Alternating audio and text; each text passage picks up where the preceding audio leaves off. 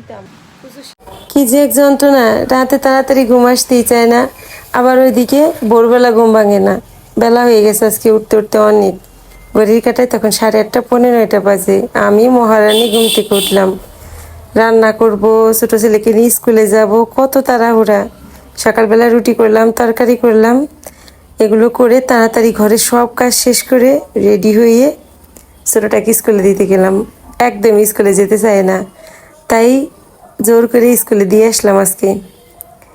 এখন স্কুলে দিব, বাসায় আসবো, বাসায় এসে তো আবার কত কাজ আছে।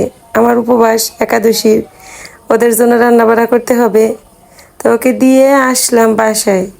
বাইরে প্রচণ্ড রোদ, কি যে গরম। বাসায় আসছি, এসে দেখি আমার একাদশীর ফল বাজার পাঠাইছে, এগুলো সব গুছিয়ে রেখে তারপর আবার রান্না বাড়ার কাজ শুরু করলাম। ধনিয়াগুলো ধুয়ে রাখছি, এইগুলো 2-3 দিন যাবৎ বারান্দায় দিয়ে রাখছি, এখনও শুকায় নাই। তেমন একটা রোদ পড়ে না তো বারান্দায়, প্রচণ্ড গরম। ছেলেকে স্কুলে দিতে গেলাম, রিক্সায় গেলাম, রিক্সায় আসলাম, তারপরও গরমে কিচ্ছু ভালো লাগতেছে না, অস্থির লাগতেছিল। রান্না করতে আমার মনে চাইতেছিল না। ওইদিকে উপবাস আছি, ভাবছি বেশি কিছু রান্না করব না, আমি তো একাই উপবাস। আর ওরা 3 বাব্বাটা তো কেউ একাদশী করে না, ওদের জন্য অল্প কিছু রান্না করে দিব। এতগুলো বাসন বের হয়েছে, এইগুলো মাজা ঘষা রান্না বাড়া, একটা সংসারে কি কম কাজ? অনেক কাজ। তো রান্না শেষ, অল্প কিছু রান্না করলাম, এখন স্নান করব। যত সংসারে কাজ করি নিজের তো একটু যত্ন নিতেই হয়। সকাল থেকে শুধু আকাশে মেঘ হয়েই আছে, বৃষ্টি হয় না। মেঘ হয়ে থাকলে কিন্তু আরও গরমটা বেশি লাগে। এত গরম লাগতেছিল, মুখে প্যাকটা দিয়ে তারপরে স্নান করে আসলাম।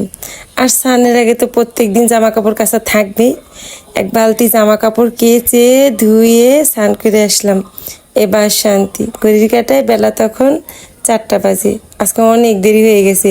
যেদিন আমার মনটা একটু ভালো থাকে, স্নান করে বের হয়ে যখন সিঁদুর পরি, তখন ঠোঁটে একটু অকারণে লিপস্টিকটা পরতেও ভালো লাগে। আজও তাই পরছি। কি সুন্দর মেঘ হয়ে আছে, বৃষ্টিটা শুরু হয় না, ভালো লাগে না, গরমও কমে না। পূজা দিতে বসলাম। আমার বড় যা পূজার ফুল পাঠাইছে, ফুল ছাড়া পূজা করতে মনটা ভালো লাগে না। আমি যে বাসাটায় আগে ছিলাম, ওই বাসায় আমার অনেকগুলো ফুলের গাছ ছিল। প্রত্যেক দিন অনেকগুলো ফুল তুলে রবীন্দ্রচরণে ফুল দিয়ে পূজা দিতাম। এখন এই বাসায় আমার কোনো ফুলের গাছ নাই। আমার বড় যা যেদিন ফুল পাঠায়, সেদিন একটু শান্তি করে পূজাটা দিতে পারি। অনেক বেলা হয়ে গেছে, ওই যে বললাম আজকে ঘুম থেকে উঠতে অনেক দেরি হয়েছে। আজকে উঠতে উঠতে ভোর 6টার সময়, সেই মানুষ আমি ঘুম থেকে উঠছি 8:30-9:30 সময়। পূজা দেওয়া শেষ করলাম, এর মধ্যে দেখি বাইরে ভালো বৃষ্টি শুরু হয়ে গেছে। কি যে শান্তি!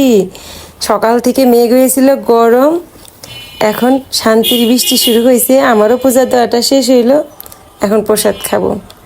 শান্তি শান্তি শান্তি, বাইরে শান্তি হচ্ছে বৃষ্টিতে, আর এদিকে পূজা দেওয়া শেষ, ঘরের সব কাজ শেষ, এখন শান্তি করে প্রসাদ খাবো। আমার শান্তি। গরম থাকলে কিচ্ছু ভালো লাগে না, গরমের মধ্যে সব কিছুই যেন অশান্তি লাগে। সকাল থেকে কিচ্ছু ভালো লাগতেছিল না। অনেকক্ষণ ধরে বৃষ্টি শুরু হয়েছে। আমার ছোটোটার আবার স্কুল ছুটির সময় হয়ে গেছে। আমি খুব টেনশন করতেছিলাম যে ছেলেটা আমার বৃষ্টির মধ্যে কিভাবে আসবে। একটু পরে দেখি বাসার কলিং বেল বাজে, ছেলে আমার বৃষ্টির মধ্যে ভিজতে ভিজতে চলে আসছে। আমার 2টা ছেলে আমার মতো হয়েছে। ওরা বৃষ্টি দেখলে, বৃষ্টিতে না ভিজলে ওদের ভালো লাগে না। বৃষ্টির মধ্যে ভিজতে ভিজতে সে মহা আনন্দ করতে করতে বাসায় আসছে। আমারও মন চায় বৃষ্টি নামলে একটু ভিজি। বৃষ্টির সময় দেখি আমার বড় ছেলে চা করছে, আবার সে এনে আমাকে 1 কাপ চা দিল, বলো মা চাটা খাও। সত্যি খুব দরকার ছিল 1 কাপ চা। এই সময় চা খেতে খেতে ভাবতেছিলাম বৃষ্টি তো কমেই না, আমি যাব জিমে। তখন ঘড়ির কাঁটায় 5টার বেশি বেজে গেছে। দেরি করে গেলে আবার আসতেও দেরি হবে, বাসায় আসবো, আর ভিডিওতে ভয়েস ওভার দিব, কত কাজ আছে, সন্ধ্যা পূজা। তো বৃষ্টিটা একটু কমছে, আমিও চটপট রেডি হয়ে চলে আসলাম বাসার নিচে। যাব আমি জিমে। ওইখানে না গেলে আসলে আমার ভালো লাগে না।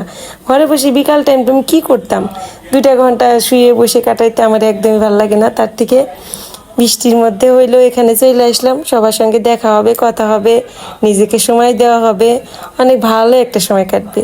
এই জায়গাটা আমার অনেক প্রিয়, কিন্তু কষ্ট এই যে 4তলায় ওঠাটা। এই 4তলায় উঠে আসাটাই আমার সবচাইতে বেশি কষ্ট লাগে। তো উঠে আসার পর তো শান্তি, অনেক অনেক বেশি প্রিয় একটা জায়গা। এই জায়গাটা আমার সত্যি মানসিক শান্তির একটা জায়গা। আসলাম, এসে দেখি জিমেও লোকজন নাই একদমই। বৃষ্টির বিকাল, সবাই একটু বিকালবেলা ঘুমায়, এত গরম ছিল, তারপরে বৃষ্টি, সবাই আসলে বাসায় একটু শান্তি করে ঘুমায়, আর আমি বাসায় থাকি না, চলে আসি জিমে। দেখেন জিমটা একদমই ফাঁকা, এপাশ ওপাশ ফাঁকা, খুব কম লোকজন ছিল। তো আমি ওইখানে ছিলাম 7টা পর্যন্ত সন্ধ্যা। তো 7টা বেজে গেছে, বাসায় যাব এখন। আমার আবার ভিডিওতে ভয়েস ওভার দিতে হবে, সন্ধ্যা পূজা দিতে হবে, এই জন্য তাড়াতাড়ি করে এখান থেকে বের হয়ে আসলাম। উপর থেকে নিচে নেমে আসলাম, নিচে এসে দেখি তখনও গুড়ি গুড়ি বৃষ্টি হচ্ছে। আর এই যে আমাদের জনতা ব্যাংকের মোড়, সেই সকাল থেকে রাত পর্যন্ত এই রকম যানজট থাকে সারাক্ষণ। এই রাস্তাটা পার হতে আজকাল আমার ভয় লাগে, প্রচুর গাড়ি থাকে। চলেন এবার তাড়াতাড়ি বাসায় যাই, গুড়ি গুড়ি বৃষ্টি হচ্ছে। এই গুড়ি গুড়ি বৃষ্টির মধ্যে হাঁটতে বেশ ভালোই লাগতেছিল। প্রত্যেকটা দিন সন্ধ্যার পরে এইভাবে জিম থেকে নেমে তাড়াতাড়ি বাসায় আসতে হয়। বাসায় এসে সন্ধ্যা পূজা দিয়েই আবার এই ভিডিও রেডি করতে বসি, কারণ প্রতিদিন একটা করে বড় ব্লগ আপলোড দিতে হয় আমার। তো আসলাম বাসায়। বাসায় আমি আসার কিছু সময় পরে দেখি আমার মা আসছে আমাদের বাসায়। মা আসছে, আমার 2 ছেলেও বাসায় চলে আসছে, আর এই যে ভাগ্নে আসছে, দিদার সঙ্গে 3 নাতির সেই আড্ডা চলতেছে। তো মা আসলো, মার সাথে গল্প গুজব করলাম, আর এভাবেই আমার আজকের দিনটা পার হয়ে গেল।